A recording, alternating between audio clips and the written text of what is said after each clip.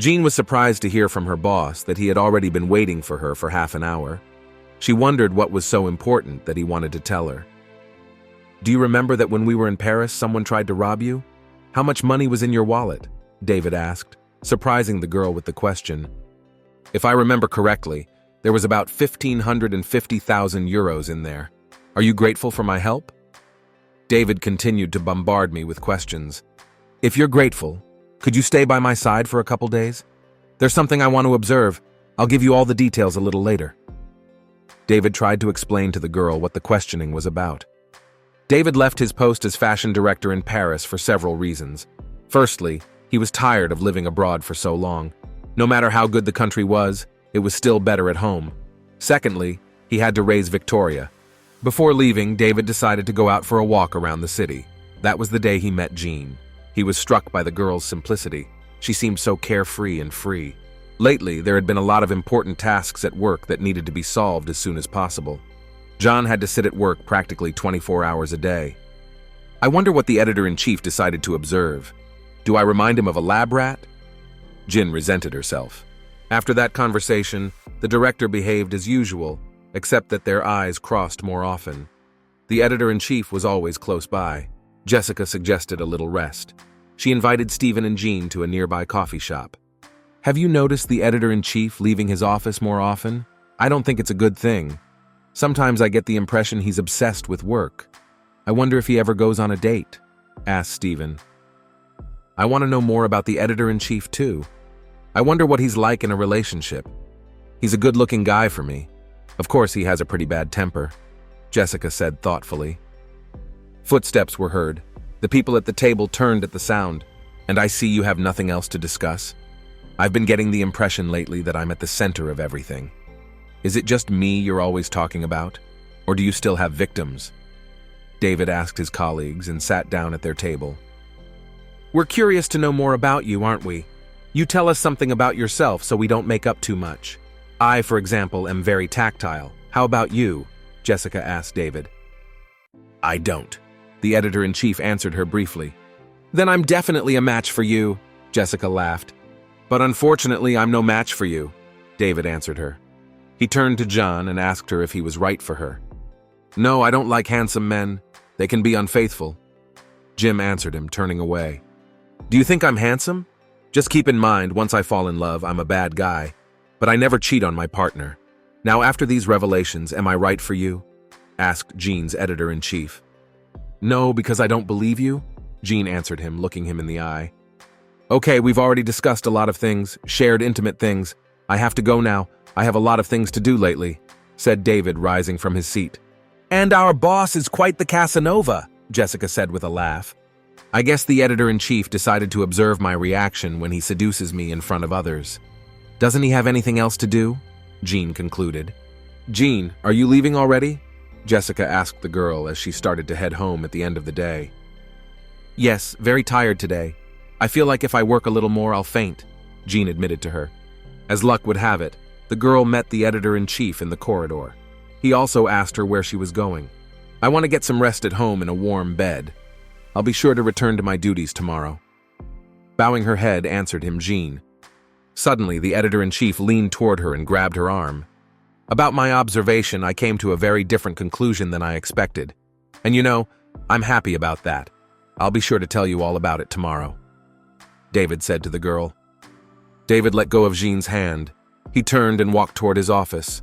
"Why wait until tomorrow, though? You'll know all the details in a couple hours," said David to the girl over his shoulder. "Hey, Mom, are you on your way already? I'll pick Victoria up at your place tomorrow. Let her stay with you, okay?" asked Denise into the phone. "Son, are you going on a date there by any chance?" his mother asked Dennis. The boy answered her that not at all. He should just get some rest. He wanted to be alone. Today, Dennis found out that the girl he likes is getting married. She told him about it herself in a message. The initiator of the breakup was Dennis himself. He liked Amelia very much, but he wanted to concentrate on raising his niece Victoria. He didn't want to burden the girl with another man's child, and her parents didn't like the fact that her daughter's suitor had a niece in his care. To get some relief from his heavy thoughts, Dennis decided to go to the movies. "Hey, are you here alone? Have you decided what kind of movie you want to see? I, for one, like horror movies." Jean approached Dennis. Dennis was glad to see Jean. He answered her that it was better to watch a melodrama in this gray, cold weather. Jean confessed to him that horror movies help her get her mind off unnecessary thoughts. She relaxes by watching them. "So let's go watch horror movies," exclaimed Jean excitedly. "The movie should be awesome. This director really likes unexpected twists and turns. You should like it," said Jean as they sat down in their seats in the auditorium. The movie started, but Jean didn't follow the plot much. She was looking at Dennis's profile. Still, she was lucky to have such handsome neighbors. Dennis glanced over at his roommate. She quickly turned away and stared at the screen. Liar, she's still scared. Didn't she say horror movies relaxed her? Dennis thought to himself, watching Jean cover her ears after another scary scene. It was an interesting movie and not scary at all. Jean decided to share her impressions of the movie. Yes, there were a lot of intriguing scenes. And to be honest, the movie scared me, Denise admitted to her. Dennis offered Jean a ride home. The girl refused, as she wanted to take a little walk in the evening city. She also admitted that she was a little better, so walking would be good for her. "Have you forgotten that I specialize in liposuction? If anything, I've done it for you, and it's free, neighborly," Dennis replied with a laugh. Jean did give in to the entreaties, though. She agreed to have Dennis drive her home. It's amazing how two completely different in personality can be good friends, Jean thought to herself as she looked at Dennis. David was talking on the phone in the car when he saw Dennis with Jean. The couple was getting out of the car. David decided that they had spent the evening together. Jean had the draft ready in time for lunch. Now she had to show it to the editor-in-chief. Going to the editor-in-chief's office was scary. He was in a bad mood today. Jean gathered her courage, though. She stood in front of the editor-in-chief and waited for comments about her work. David silently waved his finger at the girl's face. Jean stepped closer. "And how did you like the movie last night? How do you think Dennis liked it?" Unexpectedly, the editor-in-chief asked. "Probably," a girl flew by. "What type of man do you like best?" Once again, the editor-in-chief asked the strange question. "I'm sorry, but I totally don't understand your question," Jean admitted to the supervisor. "What's not to understand?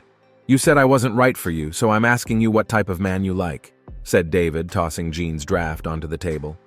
"I just said I was wary of handsome men. I didn't say anything about your type at all. You misunderstood me." Jean tried to explain her position. "Based on your logic, you shouldn't like Dennis at all. He's handsome enough, and he comes from a wealthy family. His parents are successful, his father is a doctor with a good reputation, and his brother is the best lawyer in town," David said with a frown. "What makes him think I even like Denise?" Jean thought to herself. "Watch your words, or else act on them. You may go. And about watching, I need more time," said David to the girl. "By the way, you and I are going to see a movie soon too." Hans came home. "Unfortunately, my spouse is late for work, as always. He had recently proposed to her to have a child, hoping that it would strengthen their marriage. Samantha said no. Her career came first." Hans uncorked a bottle of wine and poured some into his glass. Every night was like the one before. Hans took a sip. About a year ago, he had learned that his wife was cheating on him, but he hadn't dared to talk to her about it. "Why aren't you sleeping?" Samantha asked her husband upon entering the apartment. Hans approached his wife, took her by the arm and pressed her against the wall. The woman was indignant. She did not like this behavior of her husband. "Did you buy yourself a new perfume?" Hans asked his spouse. "Yeah, what's the big deal?" Samantha asked him in turn. Hans kissed his spouse fervently on the lips. Jean was awakened by the doorbell ringing. It was late. She wasn't expecting visitors, but since the ringing wouldn't stop, she had to go answer the door. Jean glanced at the intercom screen. How did he know my address? How did he even find me? I mean, I moved into a new apartment. Jean thought to herself with some anger. Bernard was standing outside the door. He was shouting loudly that he loved Jean. Gritting her teeth with rage, Jean swung the door open. "My beloved Jean, I have found you," said Bernard, holding out his arms to the girl. Jean decided not to fight her aggression any longer. She kicked Bernard in the stomach. She was tired of always talking him down, warning him of the consequences. "How many times do I have to tell you that I don't want to talk to you?" said Jean, walking over to Bernard sitting on the floor. The guy admitted to her that he felt sick, nauseous. Jean didn't pay attention to his words. She asked Bernard how he knew her address. Who had told him? Jean, I'm really sick, Bernard said with pain in his voice. David came out onto the landing. He was awakened by a great noise in the entryway. Hey, do you even know what time it is? Asked David in a disgruntled voice. Editor-in-Chief, I apologize for disturbing your rest. This is an unforeseen circumstance. I will resolve the matter now, so you can go back to your apartment, said Jean, and kicked Bernard with her foot. I'll help you get him outside now, said David, approaching them. Bernard, how much longer do I have to mess with you? Why did you come here? Said David, lifting Bernard by the arm. Why do I keep bumping into you? How do you keep appearing out of nowhere? Let go of me already. Bernard howled in pain. I really feel really bad, said Bernard and clamped his hand over his mouth. A moment later, he threw up. Bernard woke up on the balcony. He hurriedly entered the room, as he was very cold. His last memory was of looking for Jean's apartment. Awake already? Asked David to Bernard without turning to him. Bernard didn't understand why he was seeing this aggressive man in front of him. How had he gotten into his apartment? Can I pour you some more tea? In a casual voice, Dennis asked David. I feel like I'm in a play. It went through Bernard's mind. Well, pretty girl, get ready and get out already, said David, turning to Bernard. Where am I and why did I find myself here? The boy asked in surprise. Hello, Mr. Attorney. Can you put a man in jail for trespassing?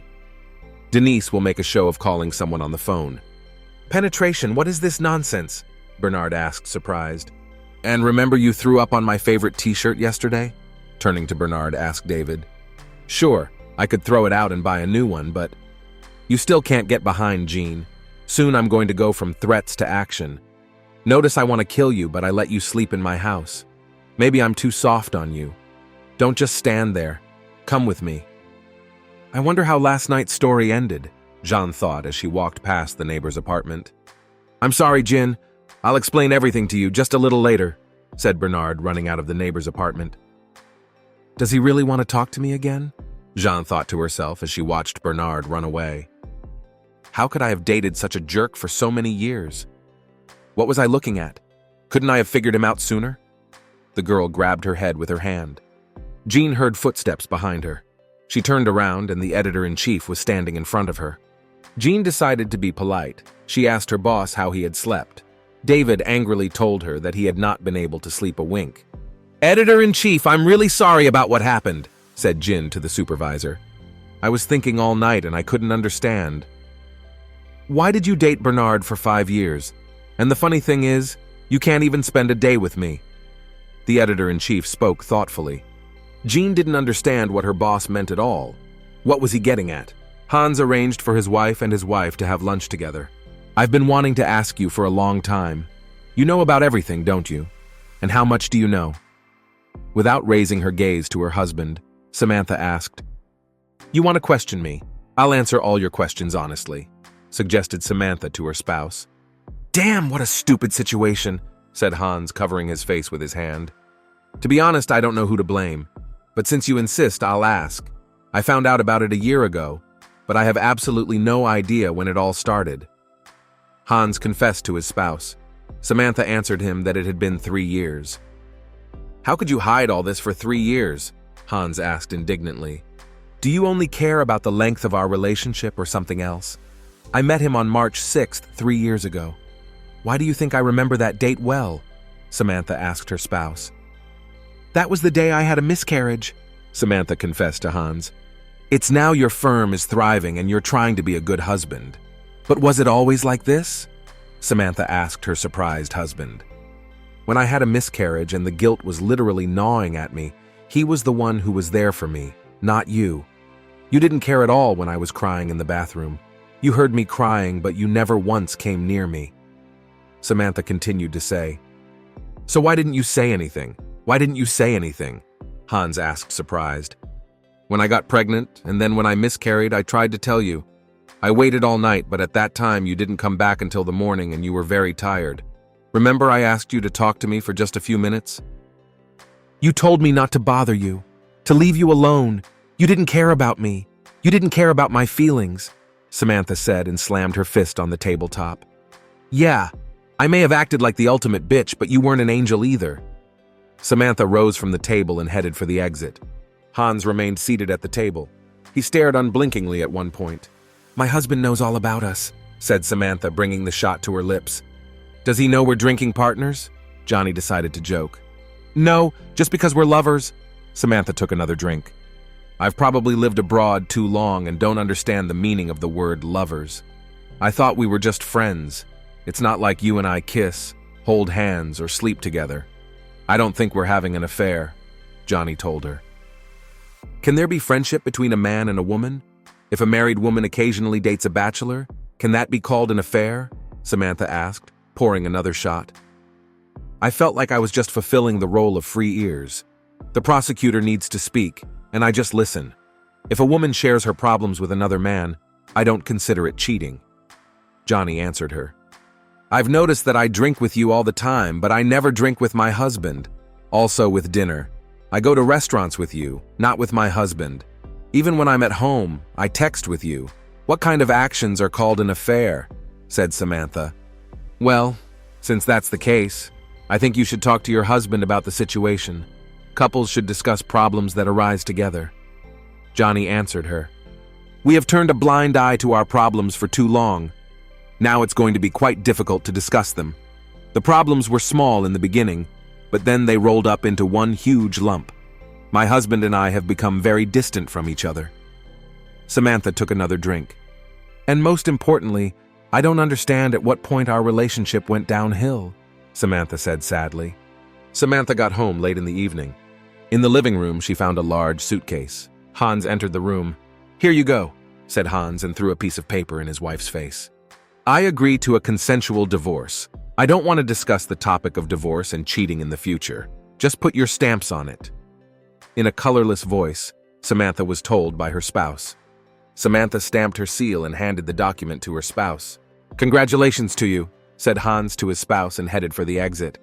Hans, wait, Samantha shouted after her husband. Samantha ran up to her spouse and grabbed his sleeve. Our baby wasn't born and I, as the father, didn't even know it. I was your husband. Did you even see me as a man, as a head? You couldn't share your pain with me. Without turning to his wife, Hans said, What kind of a man am I after that? I've been a terrible husband, Hans went on to say, taking hold of the doorknob. Suddenly, Hans turned around and grabbed his spouse by the shoulders. Why didn't you say anything? Why did you do this to me? Did you want me to die of guilt? That's how you did it. You literally destroyed me, Hans shouted in his wife's face. Hans pushed his wife away from him and walked out the door. Samantha sank to the floor, her despair overwhelming her. Someone knocked on the door. Jean went to open it. She glanced at the intercom screen. The editor-in-chief stood on the doorstep with his niece in his arms. Jean remembered that she was dressed homemade. She was in no hurry to open the door. She needed to change. Did you really change your clothes? Why? You're trying for me. You shouldn't have, David said with a smirk. Jean decided to steer the topic of conversation away from her appearance. She asked David why he had come. Victoria and I are going to the playground. Would you like to join us? David asked. The thing is, Denise is at work right now, and it's hard for me to keep track of Victoria by myself. On top of that, I'm fighting with the other parents every time. We really need your help, said David and took Jean's hand. Jean followed Victoria, playing with a girl on the playground. At the same time, the editor-in-chief was looking at something on his phone. Jin decided that the chief was still working even at the playground. There was a child's scream. Victoria and some boy were having a lollipop fight. The boy pushed Victoria in the chest. Who taught you that? Is it okay to push your friends around? Do you want to grow up to be a criminal in the future? David shouted, grabbing the kid by the hair. Hey, what do you think you're doing? Quickly let my son go, shouted the boy's mom and rushed to her son's aid. How was I supposed to react? Your son pushed my daughter. David was outraged. So what? The kids are always in conflict with each other, shouted the angry woman. It was Jean who decided to intervene in their argument. Who am I anyway, his wife? The woman asked Jean. And if so, what then? Jean asked defiantly. Well then, you better watch your husband and his behavior. If I remember correctly, parents are supposed to apologize for their children's misdeeds, and you are rude and ill-mannered. The woman replied to her. They returned home in silence. Jin was worried that the editor-in-chief would scold her again. But on the other hand, she had stood up for him, so she might as well praise him. David spoke first. He suggested that the girl go to the movies together tomorrow. David took Jean's hand and squeezed it tightly. She thought to herself that this man was quite dangerous and that she should be careful with him. David and Jean came to the movie theater. "And what are we taking from the food?" David asked Jean. The girl answered him that she was not hungry. "But you haven't had dinner, have you? Don't you really want to eat? And what did you buy from food when you went out with Dennis?" David asked. "Oh, lots of stuff. Hot dogs, popcorn, nachos." Without a backward glance, Jean began to list. "Then why do you lose your appetite around me?" David asked. The editor-in-chief's question made Jean angry. To get him off her back, she ordered cheese popcorn, a hot dog, fried squid, and chicken legs. She decided to wash it all down with grape juice. "I think this movie is going to be heavy since this director likes to shoot violent scenes," Jin whispered, leaning toward the editor-in-chief. "How do you feel about scenes like this?" David asked her in a whisper. David took the girl by the chin. The girl decided that the editor-in-chief wanted to kiss her, so she covered her eyes. David turned the girl's face toward the screen. He said that people went to the theater to watch movies, not to kiss. Jean pressed her cold hands to her cheeks, burning with shame. "She's so simple and real. You can see every emotion on her face." David smirked to himself. "But if you want to kiss badly, you can do it after the session," whispered the editor-in-chief in Jean's ear. "I'm so loaded with work, I can't even go to the movies." Jessica resented. Stephen offered to help her. He said that if she wanted to, he would keep her company. She could also call the editor-in-chief, since he didn't have a girlfriend anyway. "I'd love to go to the movies with him, but he's unlikely to agree. I'm totally not his type. He's not interested in me," Jessica said with a sigh. The editor-in-chief entered the office. He apologized to everyone for having to wait for him. "I want to thank everyone for the work they have done. I also want to confess to you that I have a niece who is 4 years old. So, she would have done better," said the editor-in-chief. The subordinates bowed their heads low. "Have you even read this nonsense you've written? This is real garbage. Do you really enjoy recycling?" The supervisor raged. At the editor-in-chief's shouting, Jean thought back to last night. When they got into the car, David asked the girl, would they continue here, or would it be better to get a room? He kissed the girl greedily on the lips. Jean pushed the editor-in-chief away from her. She couldn't breathe. "You're so yummy," said David Jean, looking intently into her eyes. He touched her chin with a finger and reached up to kiss her again. The editor-in-chief's phone rang. He said that everyone was free and could go to their desks. "Why did he call us here? He knows I don't have any free time, right?" David asked Dennis. "There are two possibilities. 1, he had another fight with his wife. 2, he got bored." Dennis answered him. They entered the restaurant. Hans was waiting for them at a table. He didn't look very well. It was obvious that it was not his first bottle. David and Denise sat across from Hans in silence. "What are you doing drunk? Did you have a fight with your wife?" Dennis asked, taking his brother's hand. Hans angrily pushed his brother's hand away.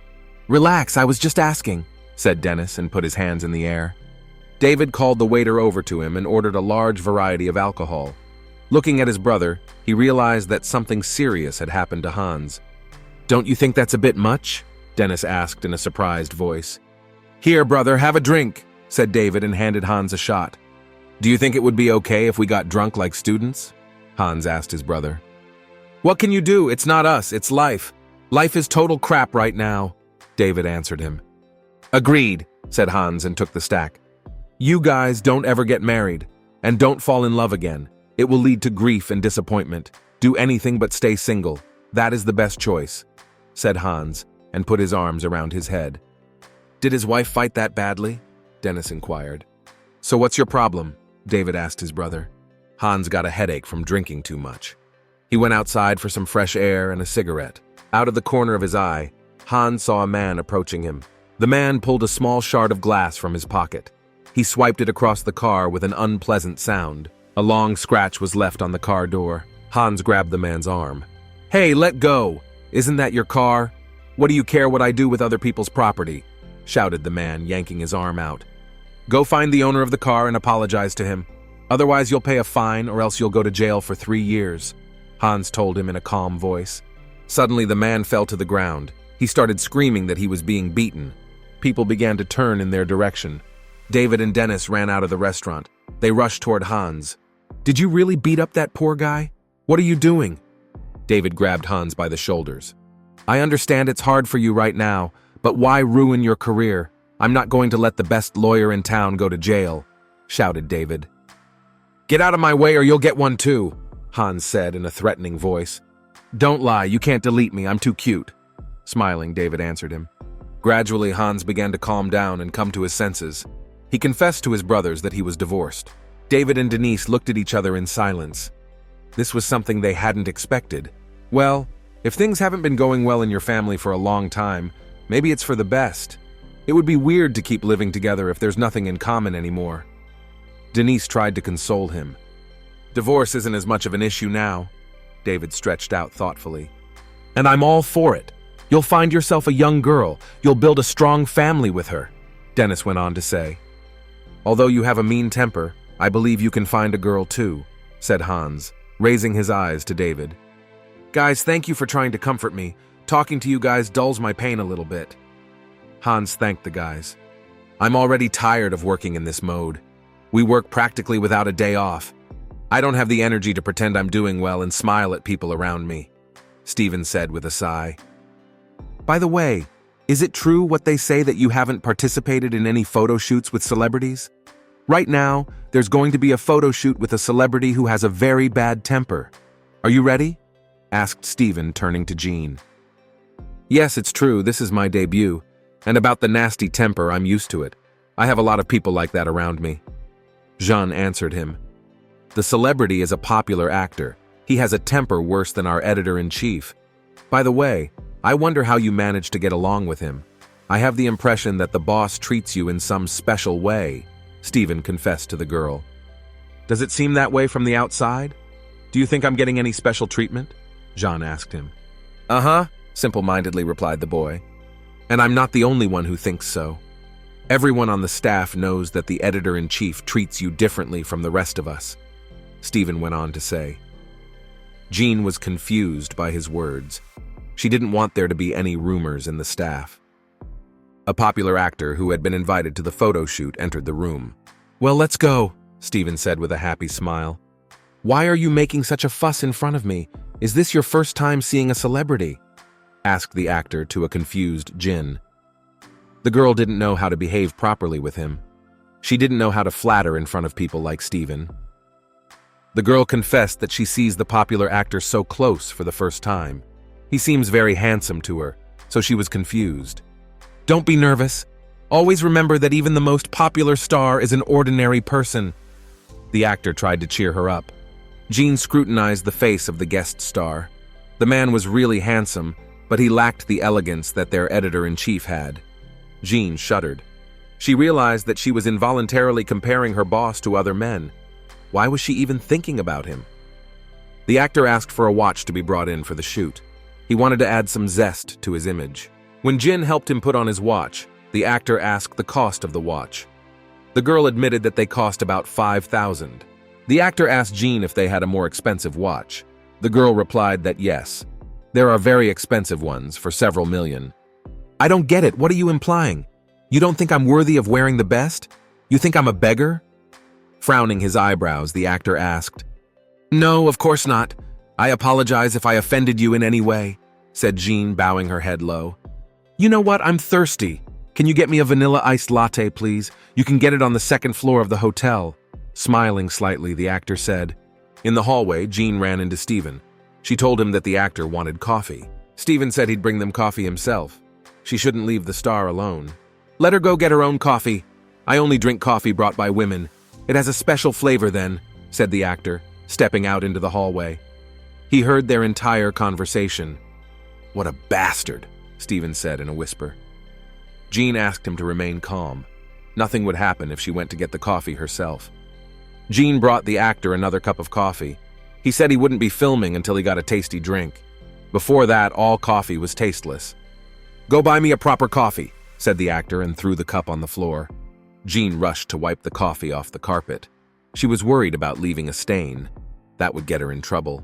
Stephen rushed to her aid. You sis, you must have forgotten who I am, said actor Jin. Yes, I remember who you are. How many times can we talk about it? Well, you're a star, so what? What am I supposed to do now? Crawl in front of you all the time? Jin's nerves were on edge. She couldn't contain her emotions anymore. "I'm tired. I don't want to work with you anymore. I'm leaving," said the actor, rising from the couch. "Well, go on, get out," David said in a loud voice as he entered. "Do you guys like kneeling in front of a star?" David asked his subordinates. It was clear from the editor-in-chief's voice that he was annoyed by the situation. Jean quietly apologized to her supervisor. David told her that the only thing she was good at was apologizing. "Stand up, both of you, unless you want me to demote you," David ordered his staff. "Are you the editor-in-chief here?" said the actor, turning to David. "So you're tired, saying you don't want to work with us anymore?" David queried the actor. "Did you know that unilateral breach of contract leads to not very good consequences? Our company will sue you for breach of contract. Will you give us back the money you spent?" The editor-in-chief asked the celebrity in a calm voice. "To arrange your photo shoot, we had to rent a suite. There were also a lot of people involved, and they'll all have to pay their salaries. Also, I will personally make you pay for bringing my employees to their knees." Hearing the last words, Stephen and Jean went into a stupor. "And I completely forgot. You know our magazine puts out various interviews with celebrities, right? They're read by millions. What do you think we'll write about you?" asked David's last question to the subdued actor. "Stop filming," David ordered and snapped his fingers in the air. The actor approached the editor-in-chief and said something to him for a long time. After that, the shooting was continued. Jean went up to the editor-in-chief to say goodbye. Her work hours were over and she could go home. "You know, if there was someone else crawling on their knees in front of that actor, I wouldn't even pay attention. And you shouldn't have argued with him. With a star of that magnitude, it's dangerous even for me to ruin relations," said the editor-in-chief without turning around. Jean got a chill inside. David turned to the girl and took a couple steps toward her. "Do you remember what I told you about surveillance?" David asked. "Yes, you told me about him, but you didn't give me any details. And when will your surveillance be finished?" the girl asked. "It's already over. I made my final conclusions the moment you crawled across the carpet," said David. "Yes, and what conclusion did you come to?" Jean asked him. "I'll tell you all about it later." David bowed to Jean and said in a low voice, "Can I ask you one question?" the editor-in-chief asked. Jean told him she would answer anyone. "Can I love you?" David asked. The girl dropped her purse from her hands in surprise. "I won't push you. We'll move slowly. And no, I won't cheat," said David, looking into Jean's eyes. "Let's start dating," suggested David to the girl. Samantha looked at her phone. It had been 2 weeks since her husband had left her. In that time, he hadn't texted her or called her once. Samantha hoped he would come home at least once to pick up the rest of her things. After work, Samantha decided to go to her husband's office. She didn't know what she would say to him when she met him, but she still wanted to talk. The woman was also worried that her husband wouldn't want to see her, that he wouldn't even leave his office. "What is the purpose of your visit? Are you here for counseling or a personal matter?" the girl at the reception desk asked Samantha. The girl at the front desk said that attorney Hans Shin is on site right now. Samantha can go to his office. Samantha went up to the floor she wanted. The door to her husband's office was ajar. "And how do you like my hair?" There was some slender, dark-haired girl in the spouse's office. She was clearly flirting with Hans. "And how will your hair affect the trial?" Hans asked the girl. "But I really want your opinion," with a sly smile the girl said. "And what do you want me to say?" asked Hans. "Well, at least the fact that it suits me very well," the girl playfully mouthed. Hans was a little embarrassed. The girl put her hand on his shoulder. Samantha's eyes widened in surprise. "Would you like to have a drink with me tonight?" asked the girl's question to Hans. "I don't drink alone with girls, especially married ones," said Hans, and sat down at his workplace. The girl asked him not to take her as a woman. And on top of that, she doesn't offer anything special. They will just have a nice evening as colleagues. "That's the thing, you have a husband. So why would you want to spend time with another man? Are you interested in other men? Are you looking for new acquaintances?" Without lifting his eyes from the papers, Hans asked. "I believe you should only drink with your husband whom you love," Hans said in a rough voice to the girl. "Am I speaking correctly, Miss Prosecutor?" asked Hans, turning toward the ajar door. He had long ago noticed that his spouse had come to see him. "And since when did you start eavesdropping?" Hans asked his wife, walking quickly to the door. Hans agreed to Samantha's offer to talk after all. "Where do you live?" asked the spouse's first question. "What do you care where I sleep? In a train station or a motel?" Maybe I rented an apartment. You're not even genuinely interested in me. Let's not prolong the conversation. Get straight to the point. Why are you here? Hans asked her with his arms crossed over his chest. Why do you say that? I'm really interested in what's going on in your life. I'm curious about where you are and who you're with. Why can't I ask that? In a quiet voice, Samantha answered him. I finally realized why you came. That bastard, your lover, wants to move into our apartment and my stuff is in the way. Are you afraid I'll show up unexpectedly? And why do you want to know where I live? Do you want to mail my stuff to me? Hans answered her. Try not to lie to me at least for now, said Hans, looking into his wife's eyes. I think you just want to pick a fight with me, Samantha said with bitterness in her voice. If you're here about the divorce, I'm busy this week. Can we wait a little while? Can your asshole wait a few days? And yet you two moved in together very quickly. It's amazing how quick you are, Hans said with a sneer. Come on, don't stop, keep talking, Samantha began angrily. How can you be such a shameless person? You're starting to scare me, said Hans and put his hand on his face. Answer me, where do you live now? Samantha said, glaring angrily at her husband. Why are you picking on me? Is this an interrogation? Why do I have to answer you? What difference does it make? Hans became indignant. Do you live with that man? Samantha asked. I wonder how you came to that conclusion. Question after question, Hans answered. You mean no? Now let's talk about how you treated me, Samantha told him in a calm voice. Samantha reminded her spouse how she had approached him several times to talk to him. He replied each time that he was very tired. Samantha told him that she constantly felt second best. He always had his work in first place. I was the one who was supposed to be your priority. Always and everywhere I was supposed to come first, even when you were really busy, in every situation. Switched to screaming at Samantha. She slammed her fist down hard on the tabletop. This behavior of his wife surprised and, in the same turn, frightened Hans. And that's why you cheated on me? Is this some kind of joke? Samantha's spouse asked. You're the one who didn't put me down for anything. Now you've come to me and you're telling me all this. Maybe we don't get along because we both have high self-esteem. We don't even try to understand each other. We don't consider each other's opinions. Hans was silent for a moment. He realized that it was pointless to argue any further. They were only making things more difficult. I'm tired of fighting with you. I'm tired of your attitude toward me. I deserve better. I've put a lot into this relationship. I've been running around on my hind legs in front of you. If you think I feel guilty, you're wrong. Hans decided to confess to his wife.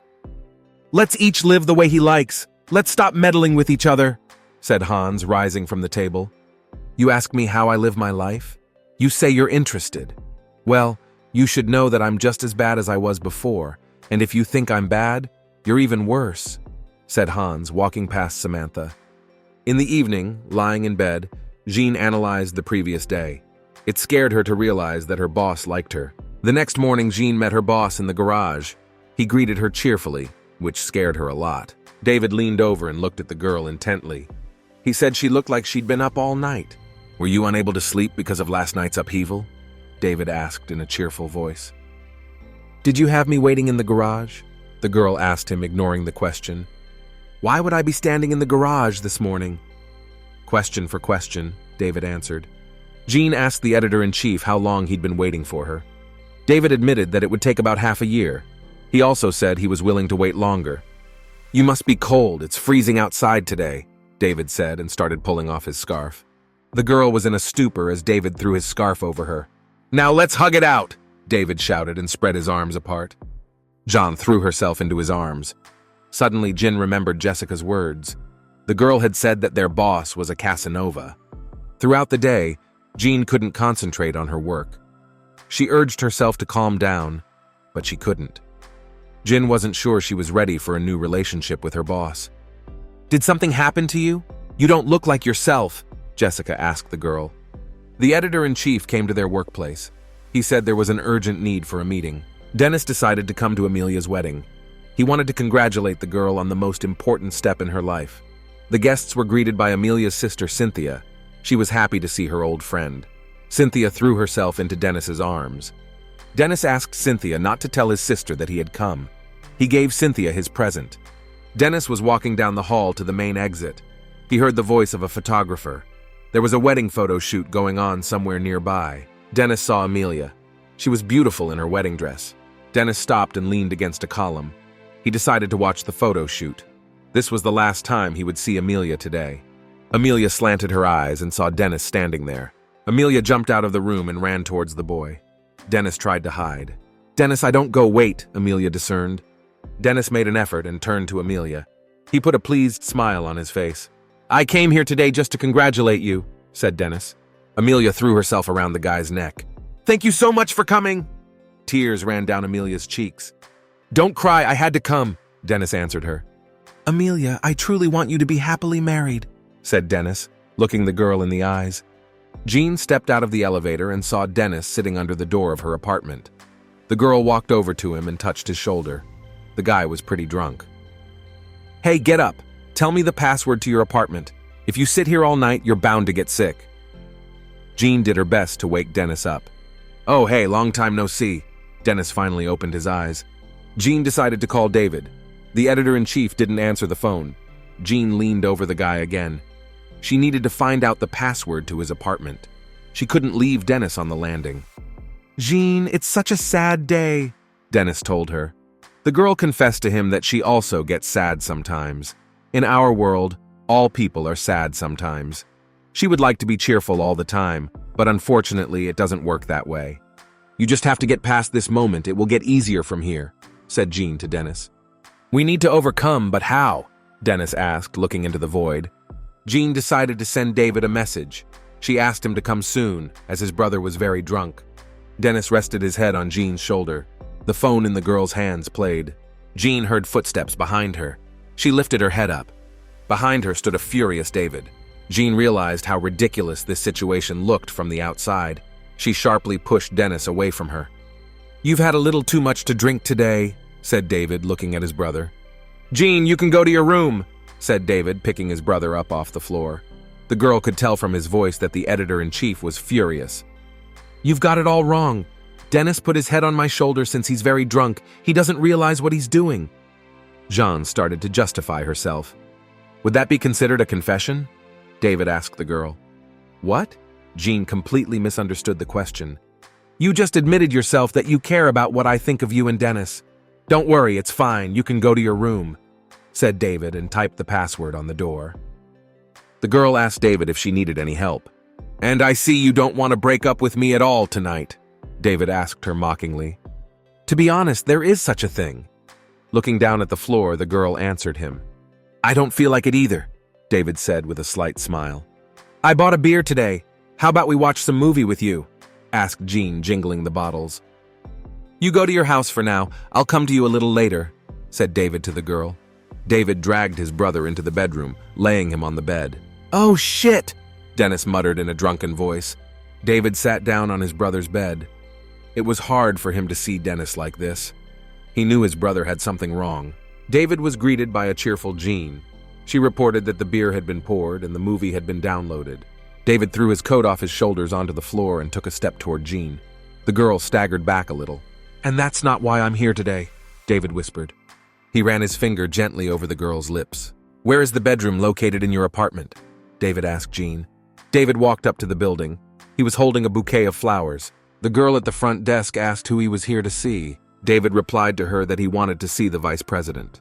David wanted to help his brother. After Amelia's wedding, he hadn't been himself. He was so depressed that David had to take Victoria to his mother's house. The girl at the front desk replied that the vice president was in surgery. "You'll have to wait a little longer." Finally, Dennis came out of the operating room. David held out a bouquet of flowers to his brother. "Why, did you bring me flowers?" asked a surprised Denise. "Did you do this on purpose? Are you mocking me? Why are you embarrassing me? Do you want me to be considered gay not only in our house, but at work?" shouted Dennis angrily. "You want me to take you to a place? Then it's definitely going to look weird." "Ask him, David." "Let's just not tonight," said Dennis, guessing his brother wanted to take him. The brothers decided to have lunch at a nearby restaurant. "Why don't we go to a bar? And why did I just agree to go out with you?" Dennis asked. The pink color was making his eyes water. "That's how it is. You're sympathetic to a person with all your heart, and he reacts so negatively to you." David said thoughtfully. Thank you, of course, for bringing me to this establishment. Would you like me to bow to you now? Dennis began to slowly calm down. Of course I do. I love it when people bow to me, David answered him. The brothers continued to argue in the car. David told Dennis that he didn't appreciate his concern at all. Of course I appreciate your concern and notice it, but there's no need to comfort me at the moment. I can handle it myself, said Dennis to his brother. It's true what Jean says. Words of comfort mean nothing. A man has to get over his own pain. You know I like this girl. I like talking to her. Dennis confessed to his brother.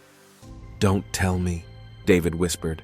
He broke into a cold sweat, for his brother had also fallen in love with Jean. Jean was busy processing the star's photos.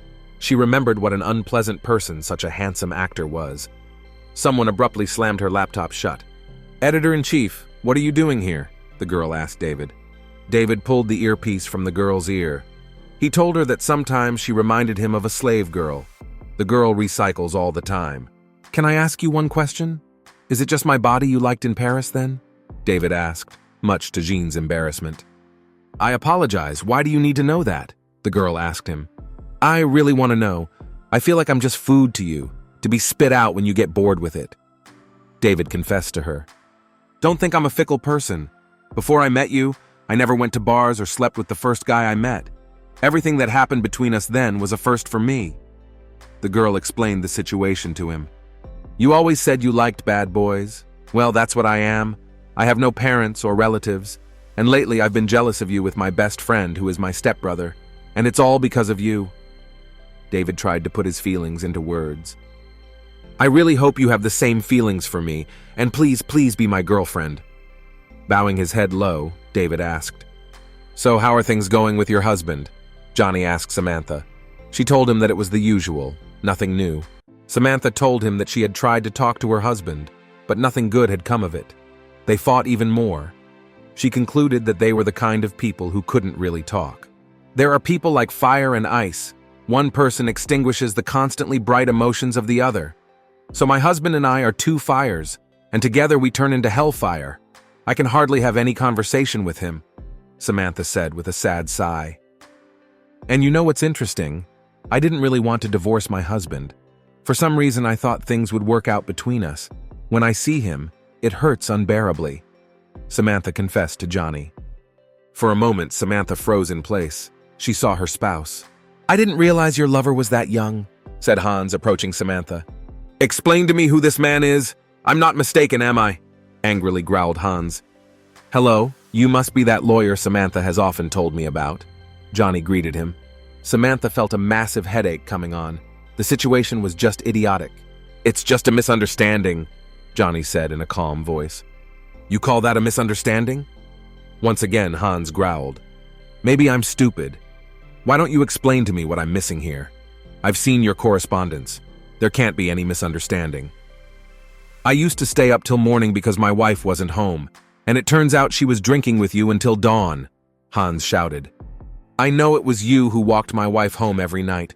It was exactly your stinky perfume. I've been sniffing your stinking toilet water for a year. Looking at Johnny spitefully, Hans said, Now look me in the eye and tell me what I got wrong. Where's the misunderstanding here? Hans clenched his fists. Why are you standing there silent? Say something. Hans drew close to Johnny. Mr. Investigator, you probably go ahead and I'll come to you myself later, Samantha said to Johnny, putting her hand on his shoulder. Hans, I mean Attorney Shin, explain to me why you came here. Who are you trying to make fun of? Last time you acted like you didn't want to see me anymore. What happened? Did you come here about the divorce petition? Hans thought for a moment. He didn't know why he had come. It was as if his feet had led him here. You'll email me as soon as you know the date, so see you later. I'll see you in court.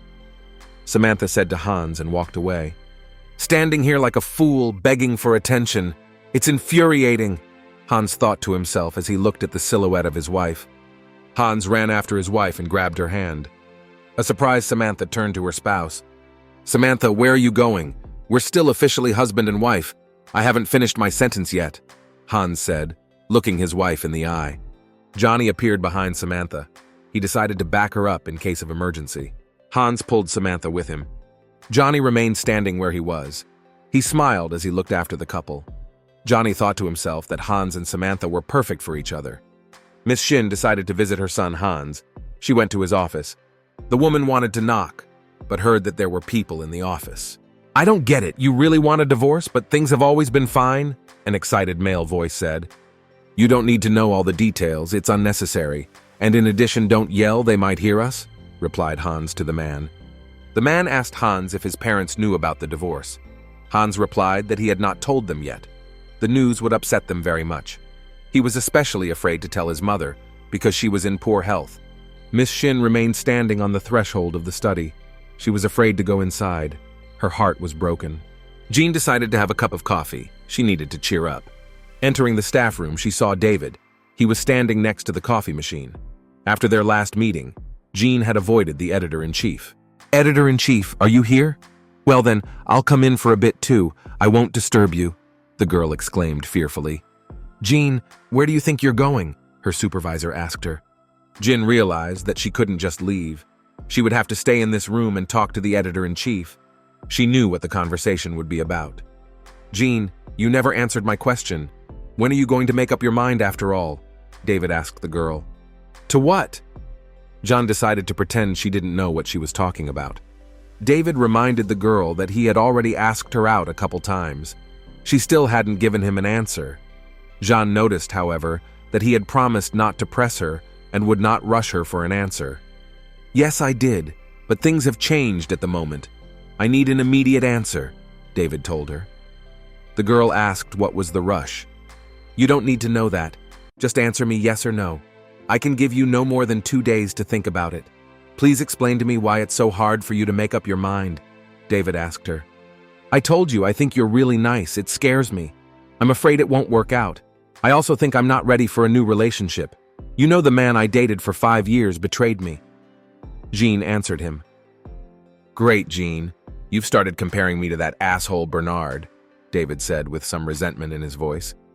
"I don't know anything about you.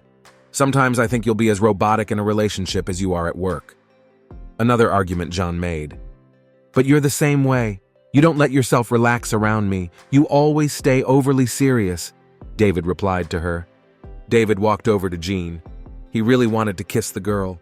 Maybe he should ignore all the rules and give in to his feelings. "What on earth are you doing? Next to you I'm going crazy," said David, grabbing his head. "But I really can't answer that question for you right now. I need a little more time," said Jean, bowing her head low. Suddenly, David pressed the girl against the countertop. He whispered softly that if she knew what he was thinking, she'd run away. "And what are you thinking of that's so scary?" the girl whispered fearfully. David admitted that he really wanted to kiss her. Jean pushed her superior away from her. She asked him not to stand so close to her. The girl was in a rage. Her face was very red with indignation. "Give me an answer tomorrow, or better yet, tonight," David told her. In order to win Jean's heart, David decided to change tactics. He's going to do things differently. David walked over to Jessica's table and suggested they have lunch together. Jessica was surprised to hear such a suggestion. She thought her boss didn't like her as a woman. Jessica suggested a threesome for dinner. "We could bring Jean along." The editor-in-chief told her that he wanted to have lunch, just him and her. He wanted to discuss something about the job with her. "What's he up to now?" Jean thought to herself. "And what important issue does the editor-in-chief want to discuss with me?" Jessica asked as soon as they sat down at the table. "It's not important enough to discuss before we eat. You eat first, and then we'll talk about it afterward," David answered her. Suddenly, David got up from the table and headed for the exit. Jessica asked him where he was going, since they had just arrived. "You have a hearty meal and you can go. My treat for you today." With a cheerful smile, the editor-in-chief replied to her. This must be some new kind of staff bullying. Jessica's mind raced. Jean experienced a burning feeling of jealousy. She felt bad that David had gone to lunch with Jessica. Next to Jean, someone had placed a small bag lunch next to her. "I see, Jean, you're a real hard worker. You don't even go to lunch. That's not the way to do it. You can't forget lunch," said David, peering through the computer. The girl decided to ignore the supervisor. Seeing the girl's reaction, David smiled. He got the desired result. The girl was jealous. "I almost forgot," said David, stopping at the threshold of his office. He wished the girl a pleasant appetite. Today, the boss was particularly charming. He was in a good mood. He paid a lot of compliments to the female employees, praising them for the work they had done. The whole staff was in a state of mild shock. It was the first time they had seen the editor-in-chief like this.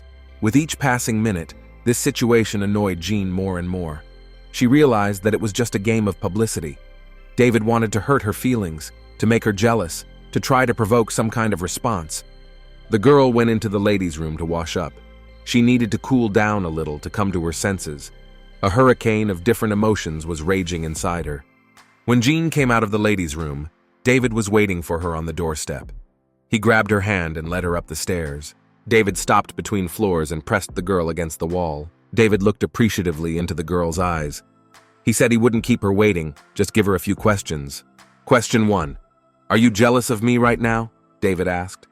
He advised the girl not to hurry, but to think over her answer carefully. Without looking the editor-in-chief in the eye, Jean replied that yes, she was feeling jealous. Then be my girlfriend. Let's end this obscure relationship already, said David, and gently touched Jean's face. Okay, you're right. We shouldn't act like there's nothing going on between us, Jean replied to him. Well, finally, said David with a sigh of relief. I'm going to do my best in our relationship to make you feel comfortable, said David to the girl. David leaned in sharply and kissed Jean on the lips. Jean also decided to give in to her feelings. She pressed herself against David with her whole body, wrapping her arms tightly around his neck. This man fascinated her. Dennis walked out of the clinic. David was already waiting for him at the main entrance. Dennis asked him what he was doing here. I've come to tell you something, and if you want, you can beat me up for it, replied David. Dennis decided that his best friend was sick. He had been acting very strange lately. I like Jean, and we started dating her, David said briefly. Dennis was shocked by what he heard. He hadn't expected this. It seemed to him that Jean didn't like his friend. I hid my feelings for this girl for a very long time, but I still made up my mind and asked her out. She said yes. I know you like her too, but I can't give her to you. David confessed. Brother, I'm glad you met a girl you genuinely liked. I have no claim on Jin. I enjoy talking to her, she's a nice person, but I have no love for her, said Dennis, putting his hand on his friend's shoulder. And by the way, I've known for a long time that you two were dating, said Denise to a surprised David. The long-awaited fashion week had finally begun. Jean wanted to see the results of her labor. Shit!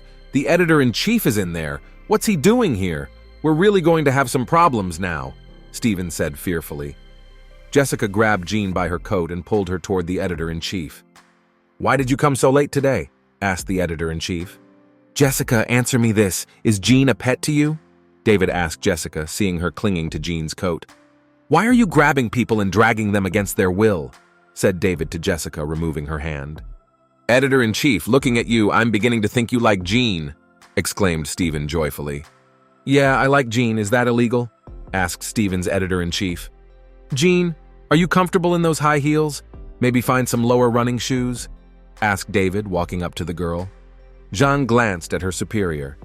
It was marvelous for her to see the colossal change in his character. He had been a vicious viper before, but now he was a sweet friend and just a charming man. Editor-in-chief, I don't want people in the company to know about our relationship. I don't like people gossiping behind my back. Besides, the attitude of the employees might change towards me, and I don't want that, Jin confessed to the editor-in-chief. And it's not customary in the company for the boss to meet with his subordinates. It could have a negative effect on your reputation. I don't want to make things difficult for you. It's better if no one finds out about our relationship, Jean went on to say. I don't want to complicate your life either. Know that no matter what happens, I will never be ashamed of you. There's no shame in our relationship. We're not committing any crime. And there's no clear rule against relationships between employees. I don't like to say it twice, so I'll only say it once, David went on to say, fixing the girl's bangs. I'm not worried about my reputation. I want to build a secure and healthy relationship. I want to make you happy. Jean was pleased to hear those words. She realized that her boss is new to relationships. He has no experience, so sometimes he acts infantile. But still, Jin decided to trust him. I'll contact you when I move out of the apartment, Samantha said to Hans. Her spouse replied to her that it was her home. She shouldn't move out of it. He was uncomfortable with this conversation. Hans was tired of them not being able to talk like two adults. "Attorney Sheen, are you saying that on purpose, or do you have absolutely no brains?" Samantha asked her spouse. Hans was surprised by this question. "Do you really think I'm going to feel comfortable being in that apartment? It's your home too," said his spouse to him. "I'm sick of this idle conversation. Take care of yourself," Samantha said to her spouse in farewell. Hans remembered his first meeting with his spouse. He had been angry that day. The girl had parked her car wrong, and now he couldn't get out. "You do realize that I've lost a lot of time because of you. Who's going to make it up to me?" shouted Hans. Samantha apologized to him once more. "Your manner of speech hurts me. Who taught you to talk to people like that, or do you think you can talk to me like that just because I am a woman?" the girl asked him. "Wow, you don't have a finger in your mouth," Hans said angrily. "You mean to say I'm rude? You're making me look bad. You must work as a prosecutor? Am I right?" Hans asked the girl. Samantha wondered how he could guess her profession. Hans told her that he had a nose for prosecutors and was beginning to hate them. "Based on our communication, I have also concluded. You're probably a lawyer," said the girl, fixing her hair. "Do you have negative feelings about lawyers?" Hans asked her. "Not that I hate them. They're annoying," the girl answered him. Hans realized that their relationship with his wife had always been rather unusual. Samantha had always had a temper and he liked it. Why couldn't they find common ground now? Miss Shin was very worried about her eldest son Hans. She fought the urge to call him. She wanted to know how he was doing, where he lived, what he ate. She wondered how he was coping with his divorce. The woman heard a knock on the door.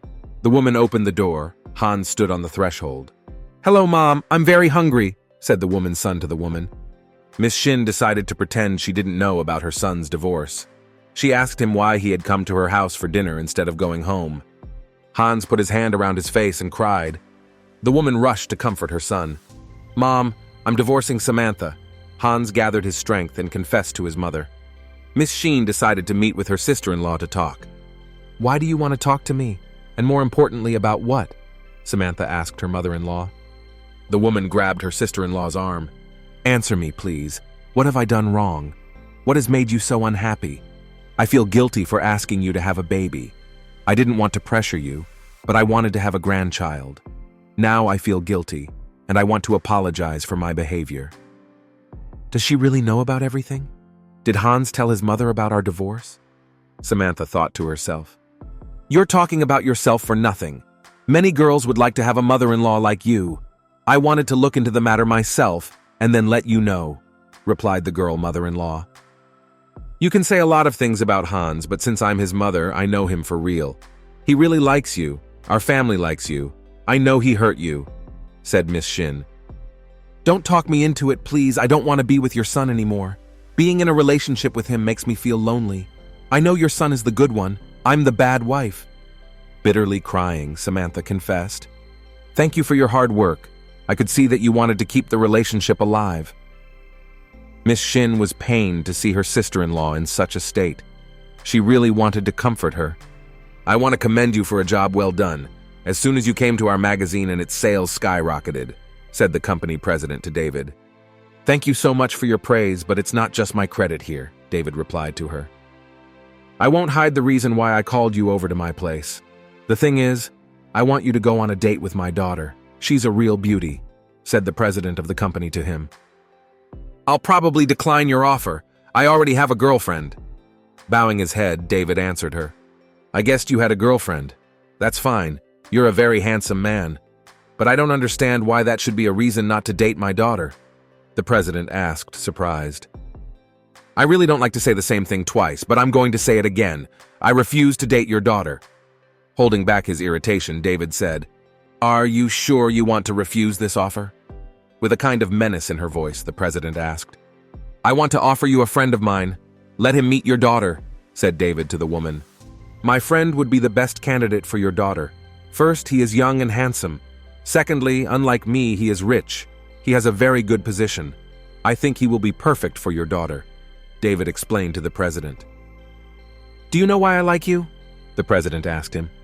"You have the same fierceness in your eyes as my daughter has in his, and I was poor before. If you choose my daughter, consider the magazine yours. I will make you truly rich." The president continued to insist. Your words hurt me. You said you'd give me the magazine. Do you think I'm a bastard? Did you think I'd accept your offer right away? I'm telling you for the third time, I refuse. David answered her. I voiced my fourth rejection differently, said David, rising from his seat. Hello, all you bachelors, Dennis said cheerfully. And why did you come here? Hans asked his friends. We didn't come empty-handed. We bought you some food, said Dennis to Hans, handing him a bag of food. I heard a rumor that you weren't at work today. Did something happen? You've never missed before? Dennis asked his brother, arranging the groceries in the refrigerator. Hans asked his brother to stay out of the way. And may I ask the reason for your divorce? David asked. There was no occasion. We just got fed up with each other, so we decided to split up. Hans answered him. Do you think I'm a lousy husband too? Ask your friends Hans. No, I don't think so. I know you put a lot of effort into keeping your family together. David answered him. Hans offered him a drink. David refused, saying he was busy. He said he had an important meeting tonight. He was going on a date. On a date? Are you in love with someone? We had a conversation, remember? I told you not to fall in love. Hans reminded him. Well, what can I say about that? It takes talent to be so brilliantly obtuse. The editor-in-chief was once again dissatisfied with the work of his subordinates. Stephen, what are you doing? How many times have I told you to think before you do? The editor-in-chief glanced angrily in his subordinate's direction. I'm trying really hard, muttered Stephen. Jin, the editor-in-chief turned toward the girl. I'm listening to you, Jin answered him ringingly. You look good today. The color yellow suits you very well. Your boyfriend must be glad to have a girl like that, isn't he? Said the supervisor to her. The whole staff fell silent in surprise. What's he talking about? Did you get a boyfriend? As soon as the editor-in-chief walked out the door, questions poured in on Jean. Her colleagues were very interested in her personal life. In the hallway, David bumped into some dark-haired girl. He exclaimed indignantly. The girl cast a quick glance at him and apologized. David patted his pocket and realized his wallet had just been stolen. He called out to the girl. Do you want something from me? The brunette asked him, slowing down. David asked her to return what she had taken without asking. And what have I gotten so far? The girl asked him. You don't need to talk my teeth. Give me back what's in your pocket right now, David insisted. You must mean this, said the girl, holding out her wallet to him. You must be used to pickpockets in Europe, that's why you reacted so quickly, said the girl to him. She told David that it was just a joke. The girl gave him back his wallet. David saw the girl off with his eyes. He didn't realize what had just happened at all. You must be the president's daughter? Shouted David after her. The girl shouted that he had guessed. She waved her hand at him. I wonder why such a rich girl has the habits of a petty thief, David thought as he looked at his wallet. Samantha decided to get drunk tonight. She remembered her first meeting with her husband. He always liked to talk about himself. The first time they met, he told her that he was quite successful, made a lot of money, and was really handsome. Why don't you say something? Why don't we start dating? Hans suggested to her on the very first night. What a jerk! And he kept telling me he loved me, the girl shouted with her head bowed low. Samantha grabbed the phone and dialed her husband's number. As soon as he picked up, she screamed that he was a real jerk. She had always wanted to have children with him, to build a real, strong family. Do you have any idea what I went through after the miscarriage? Have you thought about what I went through? You're saying I killed you with my silence.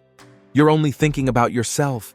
You don't care about my feelings, shouted Samantha into the phone.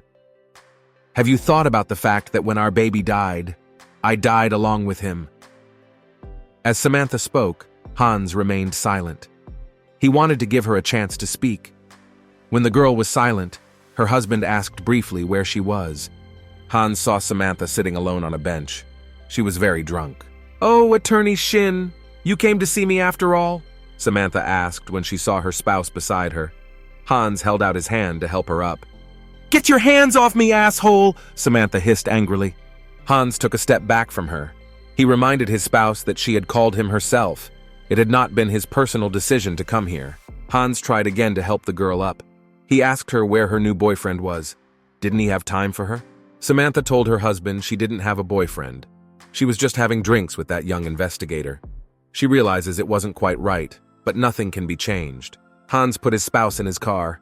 He decided to drive her home. Hans reached out and ran his palm over Samantha's face. "Samantha, let me kiss you just once," Hans asked his spouse. Samantha woke up with a wild headache. She berated herself for getting so drunk last night. She remembered calling her husband yesterday. She wanted to get through to him again. Samantha also remembered getting into the car with her husband. The only thing was, she'd forgotten what happened next. What happened after she got in the car? Hans got a text message on his phone. Samantha apologized for last night. She promised her husband that it wouldn't happen again. She asked him not to see her again. She thought it would be better for him and for her. "Editor-in-Chief, you have a visitor waiting," said Jessica to David, entering the office. Hans flew into his office. He wasn't expecting any guests today. The president's daughter was sitting at his desk with her feet on the desk. "Why have I been so unlucky lately?" Hans thought angrily to himself. Hans yanked the magazine out of the girl's hands and tossed it into the trash can. "Here we meet again. Is your wallet still there? It hasn't been stolen yet?" the girl asked him playfully. "Get out of my desk quickly," David told her in a threatening tone. "I obey you," the girl answered him, bowing in a bow. "Why did you come here?" "I explained to your mother that I have a girlfriend. I don't need anyone else," said David. The girl laughed ringingly. "How misguided you are after all. First of all, I like arrogant men like you. Secondly, my mother always gets what she wants. I'll give you some advice. Whatever happens, don't stop disliking me." With a laugh, the girl told him. Having spoken, the president's daughter left the editor-in-chief's office. "Editor-in-chief, is something wrong?" asked Jean, who entered the office. "Nothing happened, everything is fine, and everything will also be fine from now on." David gently touched the girl's face. Her mom came to visit Jin today. She was worried that the girl was still living alone. The woman insisted that she should find a mate as soon as possible. Jin didn't like that kind of talk, but she didn't dare to change her mind. When the elevator doors opened, Jean saw David standing there. The girl introduced him to her mom as her boss. Jean told her that David was the editor-in-chief of a magazine. He is also her neighbor. David bowed his head in a welcoming bow. David told Jean's mom that she has a talented daughter. A lot of employees should learn from her. She has a very good upbringing. Jean's mom was embarrassed by such words. She asked not to be flattered. Hans offered the woman a ride home. She refused, as she had her own car. David wished her a good trip and left. "I've been worried sick," David thought to himself. He hadn't expected to react this way to meeting Jean's mom. Already in the parking lot, Jean asked her mother if she liked the editor-in-chief. "I don't like men like that. I wouldn't advise you to date him," her mother answered her as she opened the car door. "What do you mean by such?" the girl asked her. The woman admitted that the editor-in-chief looks like a pompous boy. He also has an unpleasant look. He seems to have poison in his eyes. The woman asked her daughter to be careful, as such men usually hurt. David didn't like the woman's last words. He went down to the garage to get the papers from his car and overheard Jean and her mother talking. David was hurt that Jean's mom didn't like him. It was unlikely that he would be able to change the woman's attitude toward him. David promised himself that he would do his best to win Jean's love and her mother's respect.